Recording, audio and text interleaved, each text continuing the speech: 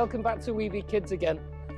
It's a really windy and blustery day out in the woods today, and I've hunkered down just behind this wall here to try and get out of the wind a little bit. It's a wild day, and I love wild and windy days. Now, the story that I'm going to tell you this week is a new story to me as well. This story I found in this wonderful book called The Natural Storyteller. It's written by a lady called Georgiana Keeble. It's a fantastic book. It's got lots and lots of stories in it, but it also has lots and lots of tips for new storytellers as well. So I was having a look through this earlier this week, and I found this great little story that is called Dirty Earth, and I wanted to share it with you here. So this story is set in India, and it is set a long time ago, like many of the stories that I tell you. And back in the time where this story was set, nobody wore shoes. And it wasn't a problem because shoes had never been invented. Everybody wandered round with bare feet, and it wasn't a problem. Unless you got stood on by a cow or a camel or something heavy. And in this area of India where the story is set, there was a king, or in India they call it a Raj. And the Raj was a very strong and very handsome man, and each morning he would wake and he would look at himself in the mirror and he would say, "I am a strong and handsome Raj." And each morning, a little man called Satash, who was the Prime Minister, would come into his room and he would say, "Good morning, Raj. Is it time for your royal bath?" And the Raj would say, "I do not like having a bath. I am not having a bath today." And the day went on, and every day the Raj would wake up and compliment himself, and Satash would come in and would offer him a bath, and every day he would refuse his royal bath. And as you can imagine, as the days went on, the Raj became dirtier and dirtier and smellier. His skin was covered in grime, his hair was all matted. And on one day, the Raj had a royal meeting with all of the other important Raj and ceremonial groups from around the country. He went to the meeting, and they were all sat in front of him, and he noticed that every single one was wearing a clothes peg on their nose. The Raj said to Satash, "Why is everybody wearing a clothes peg on their nose?" Satash said, "Well, that is a very good question, Raj." He didn't really know how to answer. He said, "Well, because you won't have your royal bath in the morning, people are afraid that you might be ill. So they are wearing those clothes pegs, one, to stop from getting your terrible stench, and two, because they don't want to pick up any illness from you." Now the Raj was terribly sad at this. He said, "Well, why didn't you tell me before?" He said, "I must go for a bath right now." And of course there were no baths around. So he went down to the river. And when he got into the river, he took off all of his royal robes and he went into the river and he swam and he washed and he scrubbed and he scrubbed. He washed his hair, he even cleaned beneath his toenails. And when he was done, he climbed out of the river looking all sparkly and clean. But as he put his foot onto the riverbank was very muddy. The Raj looked at it. He said, "I've just cleaned myself and now my feet are dirty. Satash, this is no good. All the world is too dirty around here. I am giving you the task of cleaning the whole of the world. You have 3 days to do it, and if you don't manage in 3 days, then I will chop off your head." Satash accepted this challenge, but deep down he knew that it was impossible to clean the whole earth in 3 days. But all the other people of India, they felt sorry for Satash, so they offered to help. So all of that day, they all got their brooms and they swept and swept and swept and swept as much as they could to try and remove all of the dust from the earth. And if you can imagine millions and millions of people just sweeping and dusting all at once, the dust whipped up into the air and created this huge dust cloud that went all around.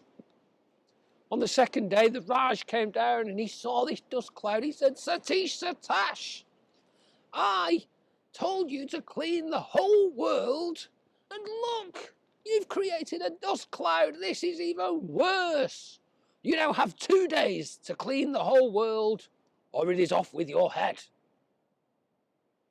Satish Satash thought this was an impossible task. But all the people again felt sorry for him, so they gathered round. They said, to get rid of the dust, we need to mop.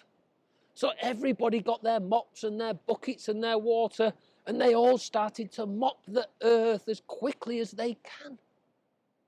But of course, you and I know that when you mix dust and dirt with water, you end up with mud. So after the whole of the second day, the earth was muddier than ever before. The Raj appeared. He looked around in complete disbelief. "Satish, Satash, what is going on? I asked you to clean all of the world, and it is like a mud pit. You have 1 day. If this earth is not clean, I will chop off your head."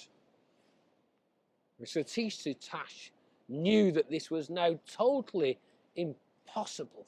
How could he possibly clean all of the earth of its mud? He sat down and began to think. And after a little bit of thinking, he came up with an idea. He thought, I know what I can do. I can cover the whole earth in sheepskin. He called to all the farmers. He said, "Bring all of your sheepskin to me, and we will stitch and we will cover the whole world in sheepskin. And when the Raj walks, he will not get dirty feet." Now, everybody really, really wanted to help Satish Satash. So they all went off and they collected as many sheepskins as they could from all of the farms. And all day and all night, they worked tirelessly to stitch all of the sheepskin together. As the sun came up the next morning, the last bit was being stitched and the whole world was covered with sheepskin. Later that morning, the Raj came wandering down.